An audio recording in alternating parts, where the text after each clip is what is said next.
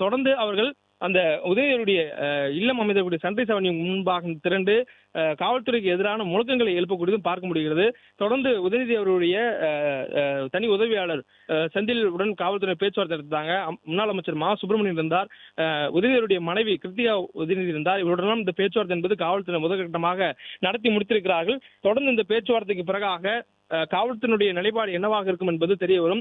வெறும் அழைப்பாணை கொடுத்துவிட்டு செல்வார்களா அல்லது காவல்துறை திட்டமிட்டு வந்தது போலவே கைது நடவடிக்கைகளில் ஈடுபடுவார்களா என்பது இன்னும் சற்று நேரத்தில் தெரிய வரும். தொடர்ச்சியாக காவல்துறையினுடைய நிலைப்பாடு என்பது வந்த பொழுதே அவர்கள் கூறியது, நாங்கள் உறுதியாக கைது நடவடிக்கையை மேற்கொள்வதற்காகத்தான் வந்திருக்கிறோம், எனவே கைதுக்கு ஒத்துழைப்பு கொடுங்கள் என்றுதான் அவருடைய முதற்கட்ட பேச்சுவார்த்தையின் போதே அவர்கள் தெரிவித்திருந்தார்கள்.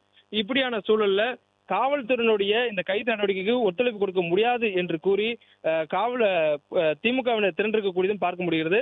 தொடர்ச்சியாக இந்த பகுதி முழுவதும் காவல்துறையினர் பேசி வரக்கூடிய அந்த பேச்சுவார்த்தை பார்க்க முடிகிறது. யாரும் உள்ளே செல்ல வேண்டாம், சூழலை பதற்றமாக்க வேண்டாம், சட்டம் ஒழுங்குக்கு ஒத்துழைப்பு கொடுங்கள், சட்டம் ஒழுங்குக்கு இடையூறு ஏற்படுத்த வேண்டாம் என்பதெல்லாம் அவர்கள் பேசுகிற பார்க்க முடிகிறது.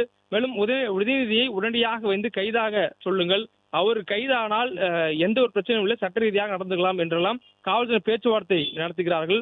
மேலும் இந்த பேச்சுவார்த்தையின் இறுதியில அது 10 நிமிடம் அவகாசம் கேட்டு தொடர்ச்சியாக அவர்கள் பேசக்கூடியதும் பார்க்க முடிகிறது. காவல்துறையுடைய இந்த கைது நடவடிக்கை என்பது தஞ்சாவூர் காவல்துறை மூலமாக மேற்கொள்ளக்கூடியதாக பார்க்க முடிகிறது. ஏனெனில் தஞ்சாவூரில் தான் அவர் நேற்று தினம் அந்த ஆர்ப்பாட்டத்தில் ஈடுபட்டிருந்தார். அந்த ஆர்ப்பாட்டத்தை தொடர்ந்துதான் தற்பொழுது அவர் அந்த ஆர்ப்பாட்டத்தில் பேசிய அந்த பேச்சுக்காக கைது நடவடிக்கைக்காக காவல்துறை வருகை புரிந்திருக்கிறார்கள். தொடர்ந்து தற்பொழுது இணை ஆணையர் விஜயகுமாருடைய பேச்சுவார்த்தையை பார்க்க முடிகிறது.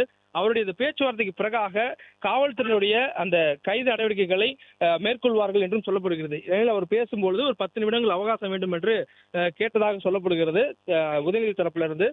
இருந்த போதும் காவல்துறையினர் அந்த 10 நிமிடத்தை கொடுத்து ஒத்துழைப்புக்காக காத்திருப்பதாகவும் சொல்லப்பட்டிருக்கிறது. மேலும் தற்பொழுது தொடர்ச்சியாக காவல்துறையினுடைய அந்த நடவடிக்கை என்பது ஏற்புடையது அல்ல என்ற வாதத்தை திமுகவினர் முன்வைக்கக்கூடியதும் பார்க்க முடிகிறது.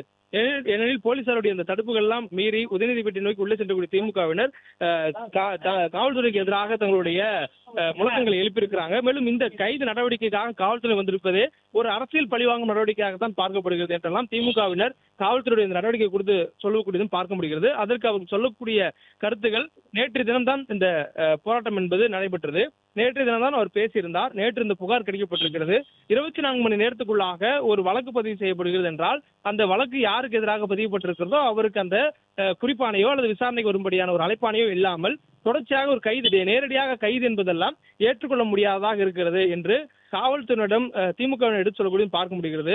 ஆனால் இந்த கைது என்பது இப்ப செய்தே ஆகக்கூடிய சூழல். அவர் பேசியதற்காக அவர் மீது சட்ட ரீதியான நடவடிக்கை எடுக்கிறதுக்காகவே வந்திருக்கிறோம், எனவே அவரை கைது செய்ய வேண்டும் என்று காவல்துறை கேட்கக்கூடியதும் பார்க்க முடிகிறது. மேலும் உதயநிதியை உடனடியாக வந்து கைதாக சொல்லுங்கள், ஏனெனில் திமுக அடுத்தடுத்து வரக்கூடிய சூழல்ல மேலும் சூழலை பதட்டமாக்கக்கூடிய வாய்ப்புகள் இருக்கிறதே தவிர கைதுக்கு ஒத்துழைப்பதற்கோ சட்ட ஒழுங்கு கெடாமல் இருப்பதற்கோ வாய்ப்பில்லை, எனவே வர வேண்டும் என்று தெரிவித்திருக்கிறார்கள். மேலும் 10 நிமிடம் என்று அவர்கள் அவகாசம் கேட்டிருக்கக்கூடிய சூழல்ல எவ்வளவு மணி நேரம் அந்த 10 நிமிடம் என்று கேட்பீர்கள் என்று இணை ஆணையர் விஜயகுமார் கேட்டதாகவும் சொல்லப்படுகிறது. கைது செய்ய வேண்டும், அதுவும் உடனடியாக கைது செய்ய வேண்டும் என்ற நிலைப்பாட்டில் காவல்துறையினர் தீவிரமாக அந்த கைது நடவடிக்கையை முன்னெடுப்பதை பார்க்க முடிகிறது. அதே நேரத்தில் காலை கண்ணை கூட முடிக்காமல் உதயநிதியால் எப்படி வர முடியும் என்று முன்னாள் அமைச்சர் மா சுப்பிரமணியன் அவர்கள் எல்லாம் இந்த பேச்சுவார்த்தையில் கேட்டதெல்லாம் பார்க்க முடிகிறது. அப்படியாக ஒரு எதிர்க்கட்சி தலைவரை கைது செய்வதற்காக வேகமாக காவல்துறை வர வேண்டிய அவசியம் என்ன என்றெல்லாம் திமுகவினர் ஒரு கேள்வி எழுப்புகிறார்கள். அதே நேரத்தில் சட்ட ரீதியான ஒரு நடவடிக்கை மேற்கொள்ளும் பொழுது அதற்கு ஒத்துழைப்பு கொடுக்க வேண்டியது ஒவ்வொரு இந்திய குடிமகனுடைய கடமை. அந்த ரீதியில காவல்துறையுடைய இந்த நடவடிக்கைக்கு எதிர்க்கட்சி தலைவர் சட்டத்தின்படி ஒத்துழைப்பு வழங்க வேண்டும் என்று காவல்துறையினரும் தொடர்ந்து இந்த வலியுறுத்தலை முன்வைத்துறாங்க. மேலும் கைது செய்ய வந்த போலீசார் தொடர்ச்சியாக அந்த பேச்சுவார்த்தையில் இருக்கக்கூடியதும் பார்க்க முடிகிறது.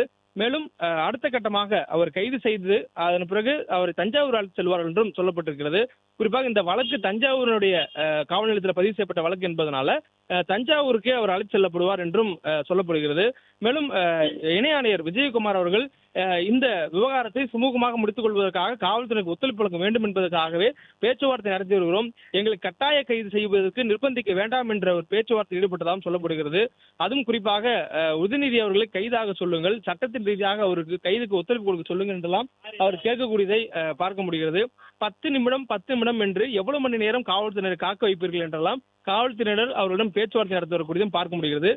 கைது செய்ய வரக்கூடிய அந்த காவல்துறையினர் சட்ட ரீதியாக வந்திருக்க வேண்டும். இது எங்களால் ஏற்றுக்கொள்ள முடியாது என்று தொடர்ச்சியாக காவல்துறை பேச்சுவார்த்தைக்கு திமுகவினர் மறுப்பு தெரிவிக்கக்கூடியதும் பார்க்க முடிகிறது. இப்படியான சூழல்ல பிளே ஸ்டோர் மற்றும் ஆப் ஸ்டோரில் இருந்து பாலிமர் செயலியை QR கோடு மூலம் பதிவிறக்கம் செய்யுங்கள். செய்திகளை உடனுக்குடன் பெறுங்கள்.